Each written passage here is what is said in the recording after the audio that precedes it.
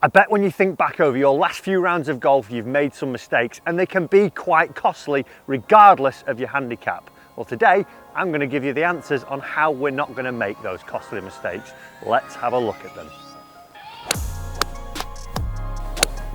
So thanks to my new channel partners ShotScope, using the data that they collect using their V3 watch or the lasers or the handheld GPS that they use, they're able to see the mistakes that amateurs are making out on the golf course. So one of the first mistakes that amateurs make is knowing their miss. And what I mean by that is understanding the shape of their ball flight, because that could actually lead you into trouble when you've actually hit a good shot. I've come down to the 4th hole here at Warrington, and this is a great example of me knowing my miss and putting myself into trouble by not knowing it. If we look at the hole here and look at the hazards, what we're able to actually see is that I've got a bunker at 255 yards and I've got some water at 246 yards on the right hand side. Now what a lot of golfers do is miss the target to the right hand side. 56% of golfers actually miss the fairway to the right hand side. So the water that is at 246 would actually come into play for a lot of people with their drivers. Now the common mistake that I see is people that just walk up to the tee and go, right, par 4, I'm going to hit driver. Now for me, I carry a driver 285 yards and the water stretches all the way up towards the green. So if I were to actually tee off with my driver and I were not really paying attention and understanding my miss, that water is going to be a big problem for me. So what might happen is I actually stand up, I aim straight down the middle of the fairway. I could make a really nice golf swing, make good contact, but because of my miss actually being a bit more to the right hand side because I fade it, I could then put myself in some real trouble. Just like that one there, I've struck it nicely and one bounce, I'm into the water.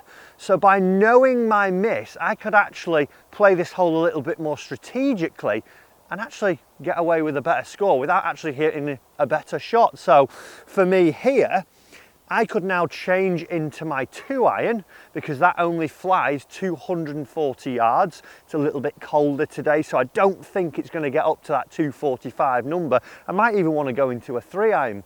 But what I can also do, understanding that I work the ball from left to right and knowing that if I go in that water it's a penalty shot, I could actually now play a little bit more towards the trap on the left hand side at 256 because I know that this isn't going to get there, and even if it did get there, I'd prefer to be in a bunker than actually being in water and taking a penalty shot. And even if you think of hazards maybe out of bounds down the right and some long rough down the left hand side, you'd be better off being in the rough on the left hand side as opposed to actually being out of bounds on the right. So by knowing your miss, you're able to take a hole, have a look at it, and actually fit your ball flight into that hole. It might mean that you have to hit a different club. You might go from driver down to 2-iron, down to hybrid, down to even maybe a 5-iron off the tee. But what it'll mean is that you've understood how you hit the golf ball and you're able then to aim appropriately. So now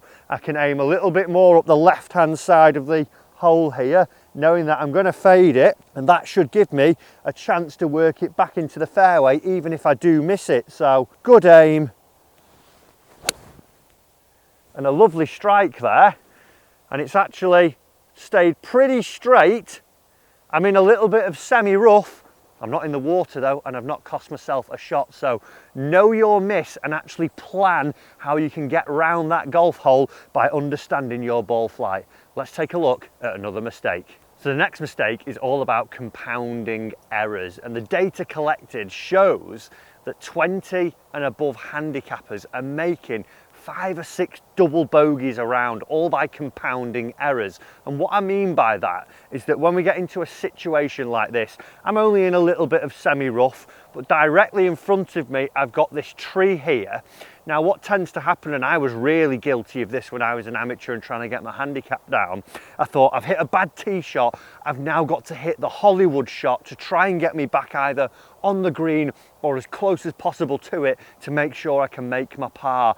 I never thought of, oh well, bogey actually might be a good score, because I've actually hit a pretty poor tee shot here. I've left myself in a bit of trouble. Let's not make a double bogey or worse. My thought was always, gotta make par, and my mind would start racing and I would make poor decisions from that. One of them would be, from here now, I'm actually only 165 yards to the back of the green. So if I were to take my 6-iron, I could either, from this position here, we could probably just make out the flag down the left. I could either bend it round the right hand side, or I could actually curve it round the left hand side. So from this shot, I would try and play this wonder shot where I was thinking, if it comes off, it might be a 1 in 100 chance of it coming off, but if it does, I can then make that par. But I never thought of, well, actually, if I'm aiming out this way now, I'm actually bringing in the water hazard into play.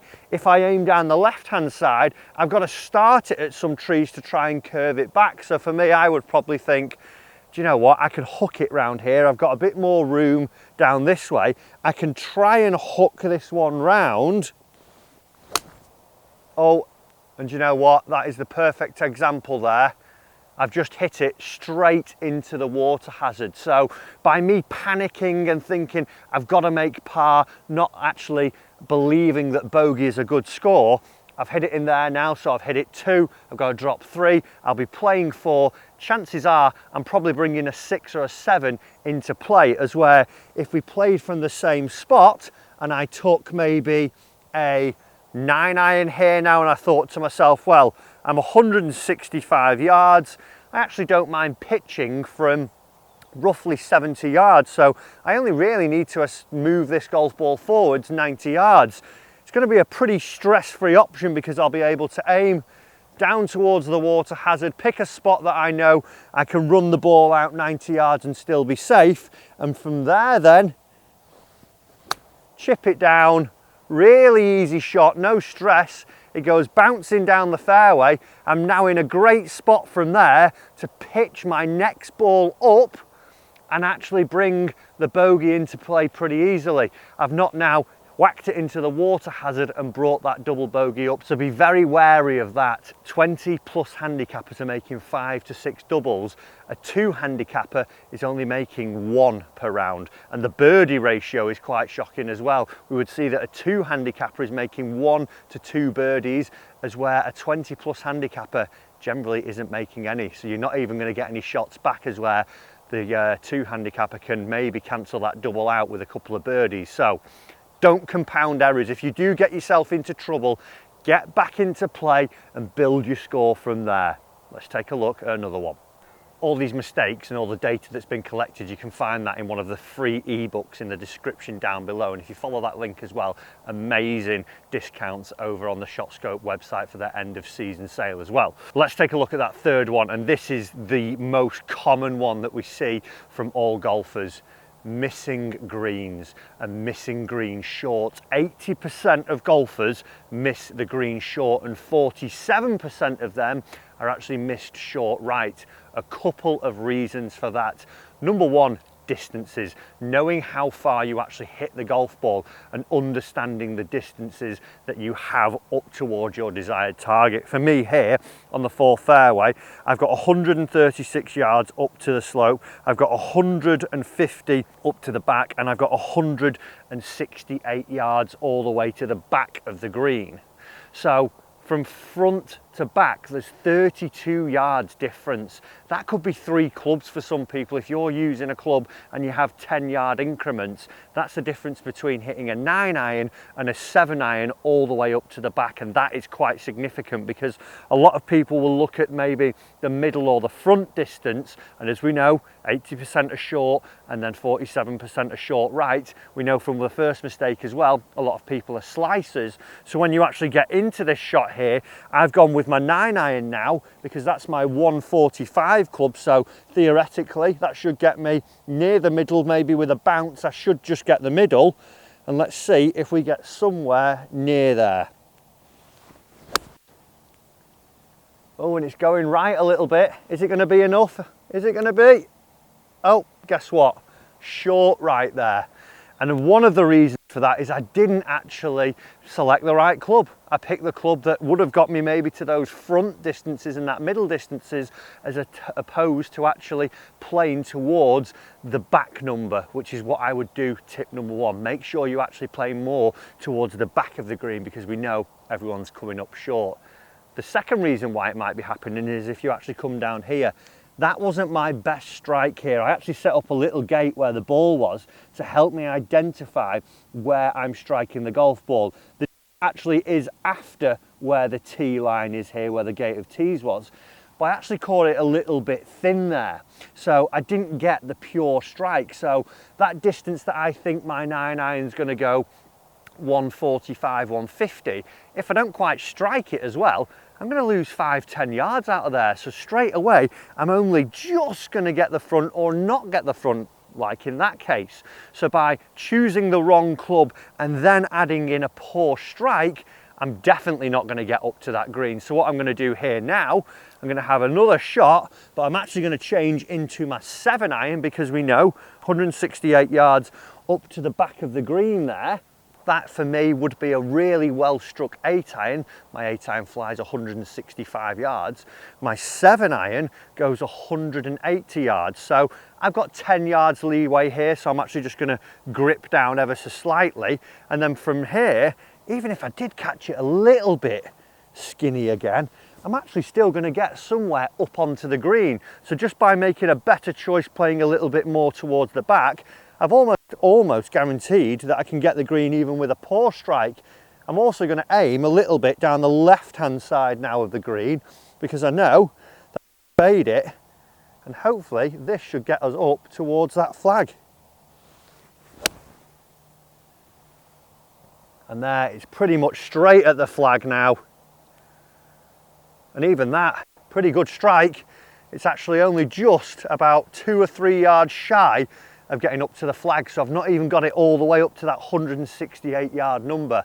So understanding your distances, playing a little bit more towards the back, and then equating, are you actually striking it as good as you can? You might be striking it a little bit scrappy today, so allow for that as well.